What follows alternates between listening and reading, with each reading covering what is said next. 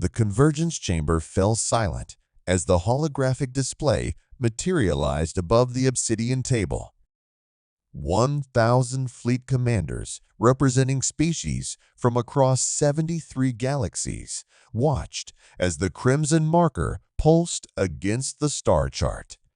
That single point of light represented humanity's last inhabited system, and more specifically, it represented him. General Marcus Chen. Ambassador Vril, those of the Corsian hegemony, clicked his mandibles in what passed for satisfaction among his kind. The human infestation will be eradicated within 48 standard cycles. Our combined forces number 12 million warships. Intelligence reports they possess fewer than 300. 317, corrected Admiral Sex. Then, her crystalline form refracting the chamber's ambient light into rainbow patterns. Our scouts were quite thorough before they were destroyed. Destroyed? Warlord Cragnus leaned forward, his 4 eyes narrowing. You lost scouts to a dying species. They were tenacious, Sec then admitted, but irrelevant. The mathematics are absolute. What none of them knew, what their intelligence networks had failed to grasp, was that humanity had spent the last 50 years preparing for this exact moment, not preparing to win. That had always been impossible. Preparing to be remembered. And Marcus Chen had prepared better than anyone. The bridge of the Indomitable hummed with controlled chaos. Officers moved with practiced efficiency between stations, their faces bearing the calm resignation of those who had already accepted their fate. Chen stood at the center, his weathered hands clasped behind his back, studying the tactical display with eyes that had witnessed the extinction of Earth, Mars, Europa, and 17 colony worlds. General, incoming transmission from the Convergence Fleet. They're offering terms of surrender. Lieutenant Commander Sarah Okonkwo's voice carried no hope. They all knew what alien terms meant. Ignore it, Chen said simply. Weapons status? All ships report ready. The Thermopylae ring is charged and holding. Novak's Ghost Squadron is in position. His tactical officer, Commander James Park, highlighted several dozen points on the display. Sir, they outnumber us 40,000 to 1. Chen allowed himself a small smile. Then it's a fair fight. Nervous laughter rippled through the bridge. They'd all heard the stories about Chen, how he'd held the Kepler defense line for 3 months with only 15 ships. How he'd turned the Proxima ambush from certain defeat into the only human victory of the war. How he'd walked through enemy fire on Titan's surface to personally plant the charges that destroyed an entire invasion force. The legends were all true, but they were also insufficient. Marcus Chen wasn't a miracle worker. He was a student of violence who had dedicated 5 decades to understanding one fundamental truth. Victory wasn't about having more ships or better weapons. Victory was about making the enemy pay a price they weren't willing to accept. Sir, the forward screen just went active. They're coming. Okonkwo's fingers danced across her console. Vanguard formation. Approximately 12,000 ships in the first wave. Chen nodded slowly. The aliens were being cautious, sending only a fraction of their force to test humanity's defenses. Smart, conventional, predictable. Perfect. Launch the Echoes. Park hesitated. Sir, All of them? Every single one, Commander. Across human space, 317 warships suddenly became 31,000 signatures on alien sensors. The Echo's sophisticated drone platforms, designed to mimic every electromagnetic signature of a human warship, filled the void between worlds. They couldn't fire. They couldn't maneuver well. But they could make the enemy think humanity's fleet was 100 times larger than reality. In the convergence chamber, confusion erupted. Impossible. Vril slammed his appendages against the table. Where did they acquire 30,000 ships? Sakthan's form flickered through several colors, indicating calculation and concern. Analysis shows. I don't understand. The signatures are perfect. If these are decoys, they're unlike anything in our databases. It doesn't matter, Cragnus growled. Decoys or not, we have 12 million ships. Crush them all. The order went out. The convergence fleet pressed forward, weapons charging. Chen watched the display, counting heartbeats. The enemy commander was good maintaining formation, not letting the unexpected intelligence throw off the attack rhythm. But good wasn't enough. Not today. Thermopylae Ring. Execute Cascade Protocol. Ghost Squadron. Light them up.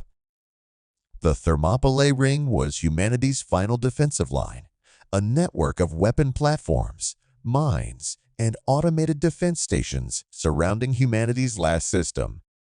The aliens knew it existed. Their intelligence had been tracking its construction for years. What they didn't know was that Chen had spent 3 years feeding their intelligence network false specifications. They thought the ring was a conventional defense network. They were catastrophically wrong. The first convergence ships crossed the threshold and the ring activated. But instead of firing outward at the enemy, half the platforms rotated and fired inward, creating a spherical cage of intersecting plasma beams.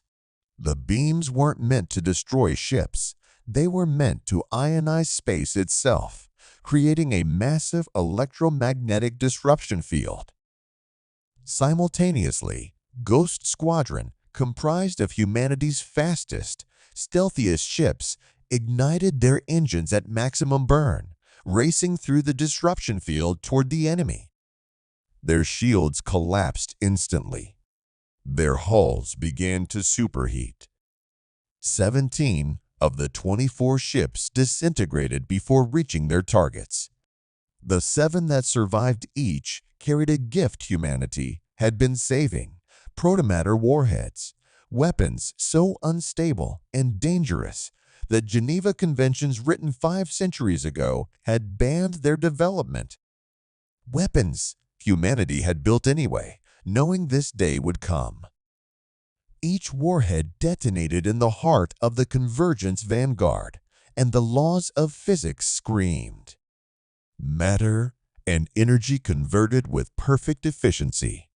7 tiny stars bloomed in the void.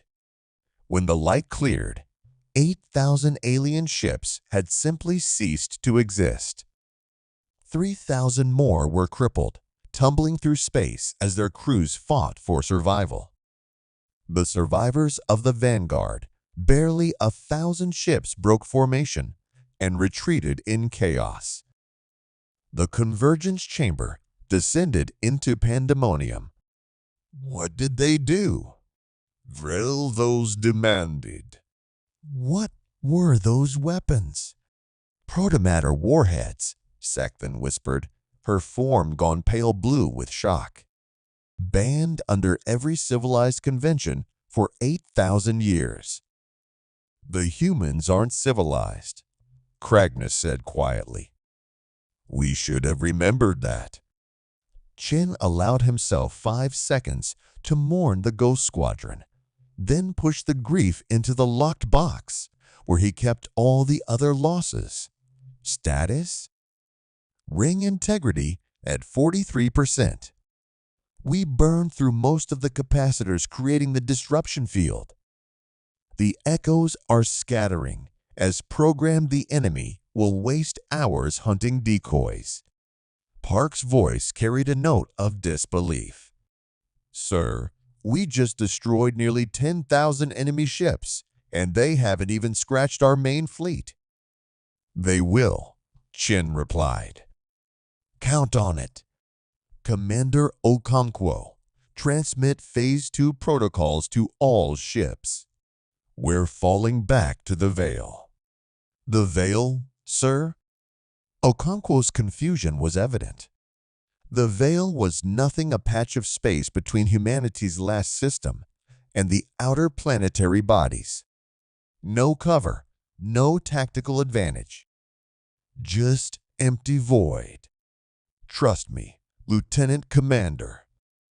She did. They all did. That trust was the only thing keeping humanity fighting. The human fleet moved as one, retreating from the Thermopylae ring toward open space. Behind them, the ring continued broadcasting false signals, masking their true position. Ahead, the Convergence fleet regrouped, the shock of the Vanguard's destruction giving way to cold fury. In the Convergence chamber, the debate raged. We should withdraw, Sec then argued. Regroup, analyze their capabilities, develop countermeasures. We should obliterate every human molecule in this system, Kragnus snarled. Commit the full fleet. Accept no surrender. Leave nothing behind. For once, the warmonger speaks wisdom, Rildo said, mandibles clicking rapidly. Chin has proven himself dangerous. We end this now. Overwhelming force, no mercy. The vote was unanimous. 1,000 fleet commanders ordered 12 million ships forward. Marcus Chen smiled. The Veil was perfectly named. From a distance, it appeared to be empty space. Human sensors read nothing unusual. Alien sensors read nothing at all, which should have been the first warning.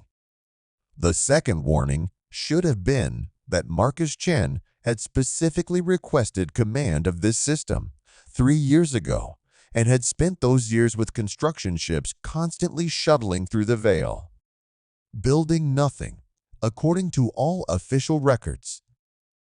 Enemy fleet advancing in force, Park announced. Sensor estimates put the count at.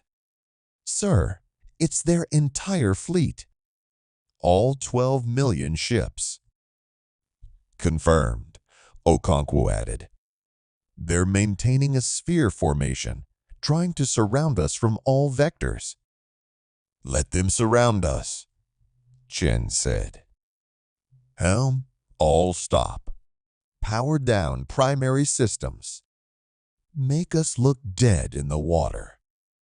The bridge crew exchanged glances, but the orders were executed. The Indomitable and her sister ships went dark, drifting in the void, as 12 million alien warships converged from every direction.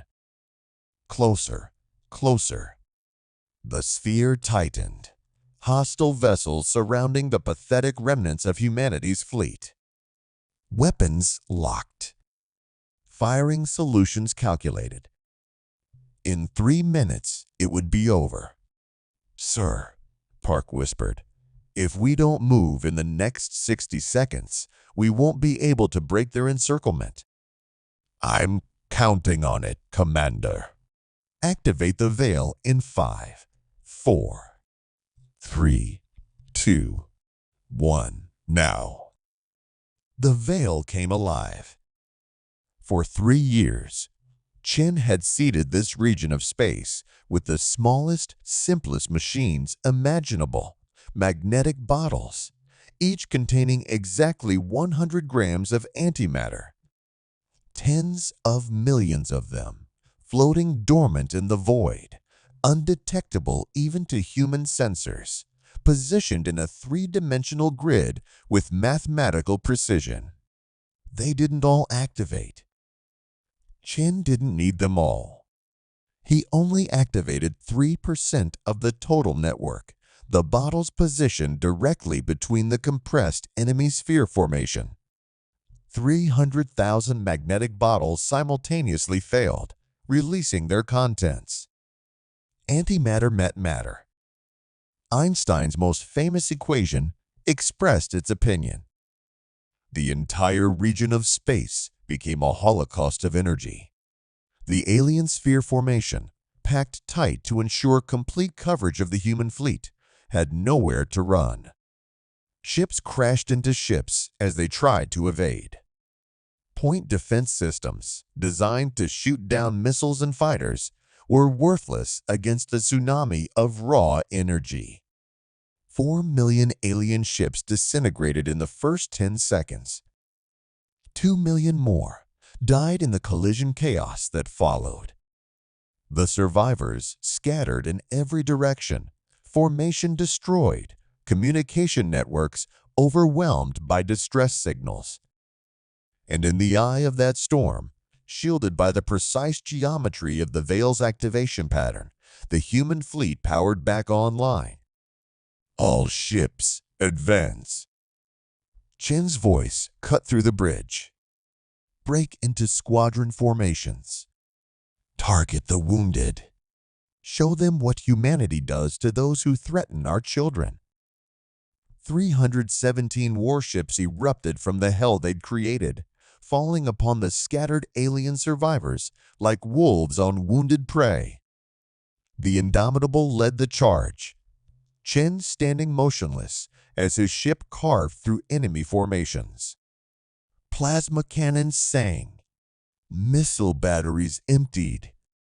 Fighter wings launched and hunted. For 1 hour, humanity dominated the battlefield. Every ship commander fought with the rage of loss and the desperation of the damned. They'd all lost worlds, families, friends. This was their answer.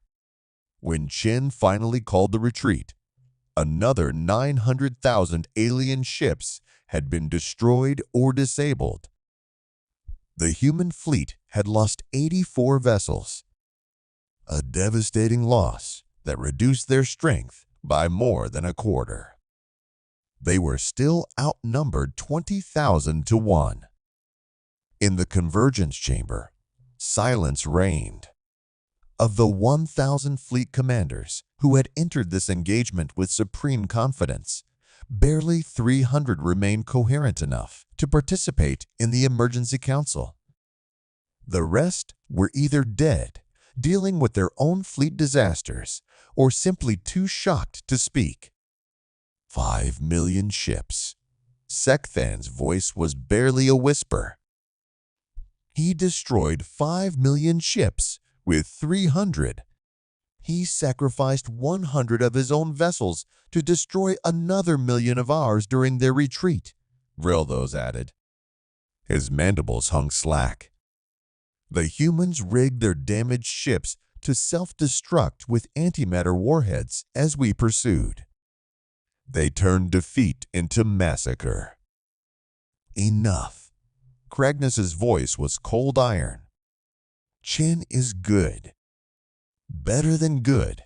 He's the greatest tactical mind any of us have faced. But he's also beaten. He has perhaps 200 ships left. We have 7 million. He's out of tricks, out of traps, and out of time.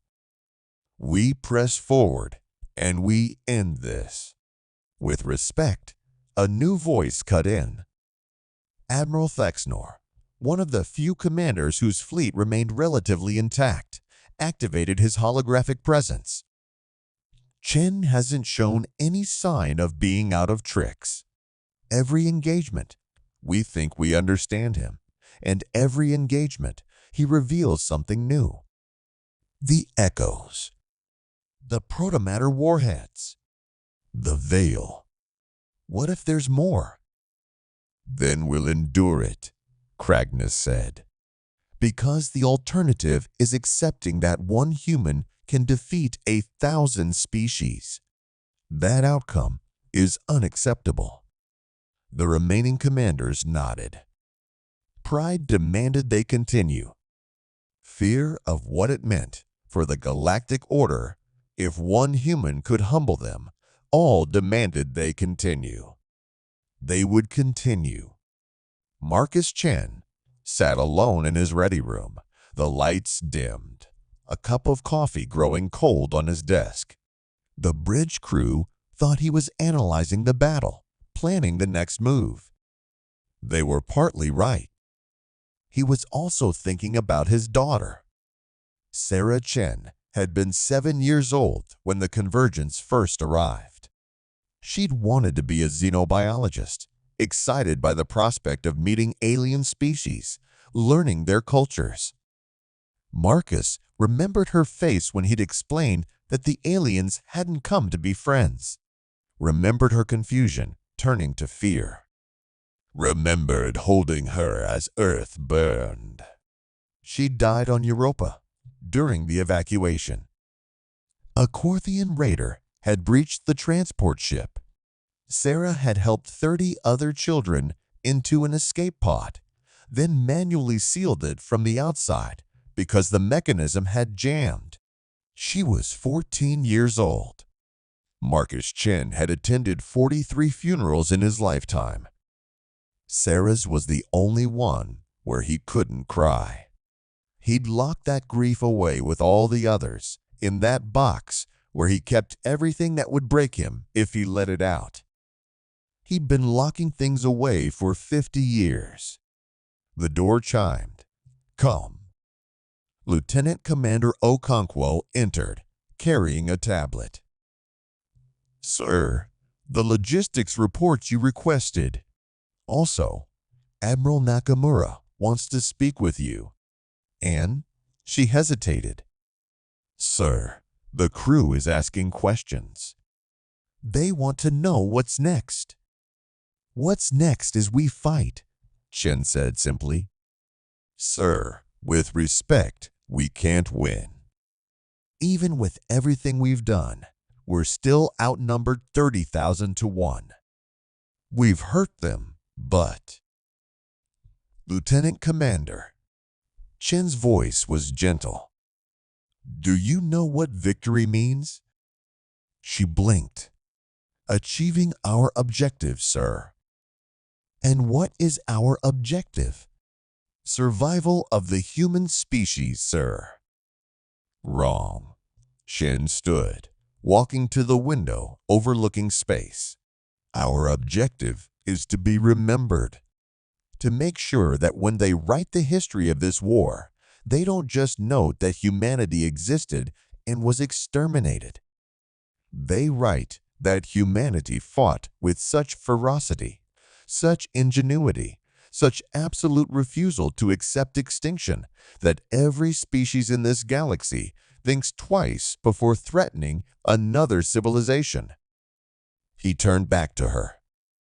We can't save everyone, Lieutenant Commander. We probably can't save anyone. But we can become a legend. We can become the cautionary tale that prevents the next genocide. That's victory. Okonkwo stood silent for a moment, then straightened. Understood, sir. The crew will continue fighting. I know they will. Send in Admiral Nakamura. When the Admiral appeared on the holographic display, he looked exhausted. Nakamura commanded the reserve fleet, 50 ships stationed around humanity's last colony world, New Terra. 3 million humans, the last of their species, huddled on a planet that barely sustained life. Marcus, Nakamura said, skipping formal protocols. They're coming. Everyone sees it. What's the plan? The plan is I buy you time. How long? Until the civilian transports are loaded. 12 hours for full evacuation. But Marcus, where are we evacuating to? There's nowhere left. Chin smiled slightly. There's always somewhere left. I'm transmitting coordinates now. It's a system our probes found 40 years ago. No resources worth exploiting. No strategic value. No reason for the convergence to ever look there. It's our Plan Z. A hiding place. Nakamura nodded slowly. For how long? Forever, if we're lucky. Long enough for the story to be told, at minimum. And you? I'll make sure they remember us, Admiral. Chen out. The final battle began 16 hours later. The Convergence fleet advanced in a new formation, not a sphere, but a layered cone, designed to minimize casualties from point sources of massive destruction. They'd learned. They'd adapted. Chin approved. Predictable enemies were boring. The human fleet, now reduced to 218 ships, waited in orbit around New Terra. Behind them, the last transport ships were finishing evacuation.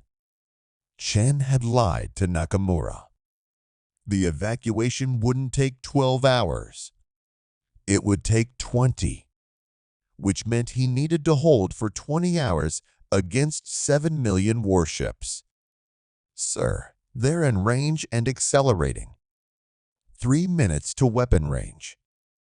Broadcasting on all frequencies, Chen ordered. Let them hear this. He activated the communication system, and his voice echoed across space. I am General Marcus Chen of humanity. We know you've come to exterminate us. We know we can't stop you. We know this is our last day. But we want you to know something too. We want you to understand what it means to fight humanity. Not because we're stronger. Not because we're more numerous. But because we will never, ever surrender. We will never accept extinction quietly. And we will make you pay for every human life you've taken. He paused, letting the silence stretch. Come and finish it. The Convergence fleet opened fire. 7 million warships unleashed their weapons simultaneously. The void became light in fury. And Chen revealed his final trick. New Terra wasn't a colony world. It had never been meant to sustain human life long term. It was a shell, a facade, its entire crust honeycombed with humanity's last weapons cache. 8,000 fusion warheads, buried deep, networked together, waiting for this moment. Chen detonated them all. The planet cracked like an egg. Its mass exploded outward in a sphere of superheated plasma and planetary debris. Chunks of crust the size of mountains became projectiles, traveling at relativistic speeds. The nearby human fleet, positioned precisely, used the planet's death as cover and acceleration, riding the shockwave toward the enemy. 2 million alien ships, caught in the expanding sphere of destruction, died instantly. Another million were thrown into chaos as debris tore through their formations. And in that chaos, 218 human ships charged into the heart of 7 million enemies. They fought like cornered animals. They fought like demons. They fought like humans. The Indomitable led the assault, Chen standing calm at its bridge as the universe burned around him. They fired until their weapons overheated. They rammed when they ran out of ammunition. They self-destructed when ramming failed. One by one, the human ships went dark. Sir, Okonkwo's voice was steady despite the bridge shaking from impacts. We've lost main engines. Weapons at 15%. Shields failing. The transports? Chen asked. Clear. Nakamura reports successful jump to hyperspace 17 minutes ago. They're safe. Chen nodded slowly. Then we've won. A blast tore through the Indomitable's port side. Atmosphere vented. Emergency systems screamed. The bridge lights flickered and died, replaced by emergency red. All hands. Chen's voice was calm. It's been an honor. Execute Protocol Omega. Protocol Omega was simple. Take as many of them with you as possible. The Indomitable turned toward the densest concentration of enemy ships. Her dying engines pushed her forward. Her last weapons fired continuously. And when she was finally, inevitably destroyed, her reactor went critical, adding one final star to the battlefield's constellation of death. The convergence chamber was empty except for three figures. Cragnus, Vrelthos, and Sek then stood before the holographic display, studying the aftermath. 7 million ships had entered the engagement. 4 million had survived. Humanity's fleet was gone. General Marcus Chen was dead. New Terra was scattered atoms. By every objective measure, the convergence had won.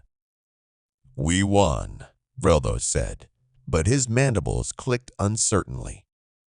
Did we? Sekthan's form shifted through colors none of them had seen before.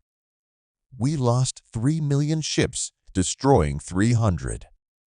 We sacrificed thousands of trained commanders. We've destabilized the convergence itself. 17 species have already questioned whether they want to remain part of an alliance that takes such losses. Chen is dead, Cragnus stated. Humanity is broken. There are perhaps 3 million humans left, scattered and hiding. They pose no threat. Chen is immortal, Sek then corrected. Don't you understand? Every species in the convergence will tell the story of this battle. Of one human general who faced impossible odds and made us pay in blood. Of a species that refused to accept extinction and nearly destroyed us trying.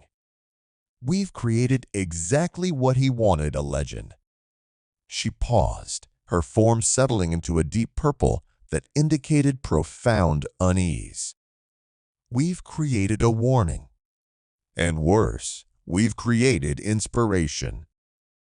Every oppressed species, every threatened civilization, every underdog who faces extinction will remember the name Marcus Chen and think, perhaps we can fight too. The three commanders stood in silence, contemplating the victory that felt like defeat. Recommend we classify all records of this engagement, Vrelthos finally said. Mark them as confidential. Prevent the story from spreading. Too late, Cragnus replied. It's already spreading. Our own crews are telling it. Chen made sure the broadcasts were public. By next cycle, every civilian network in the convergence will have recordings of his last stand. Then what do we do? Vrildos asked. We live with it, Sek then said quietly. We live with knowing that one human, one brilliant, terrifying human, taught the entire galaxy that some species will never surrender. That extinction is not acceptance. That even in defeat, the right warrior can achieve victory. She turned away from the display. And we pray we never face another one like him. 40 years later, on a hidden world in an unremarkable system, 3 million humans had become 8 million. They lived quietly, carefully, leaving minimal traces of their existence. They built no great monuments. They sent no signals into space. They survived. But in their schools, they taught history. And every child learned the story of General Marcus Chen and the Battle of New Terra. How he'd faced impossible odds with courage and cunning. How he'd turned humanity's extinction into a legend that echoed across the stars. And in the wider galaxy, that legend spread. The Corthians, once eager conquerors, became cautious about expanding their territory. The Convergence Alliance slowly fractured as species questioned whether their combined strength was worth the cost of wars, like the one that had destroyed the humans. A new phrase entered galactic common language: don't make them another Chen. It meant don't push a species so far that they have nothing left to lose. Don't create an enemy so desperate they'll pay any price for vengeance. The greatest victory of General Marcus Chen wasn't killing millions of enemy ships. It was changing how the galaxy thought about war, extinction, and the will to survive. He'd turned humanity's last breath into a roar that echoed across the ages. On that hidden world, in a small memorial garden, stood a simple monument. No grand statue. Just a stone with carved words. Here ended humanity's first chapter. Here began our legend.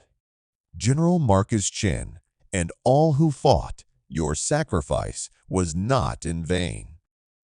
And in the wider galaxy, predators looked at weaker species and hesitated, remembering the story of what happened when you pushed too far.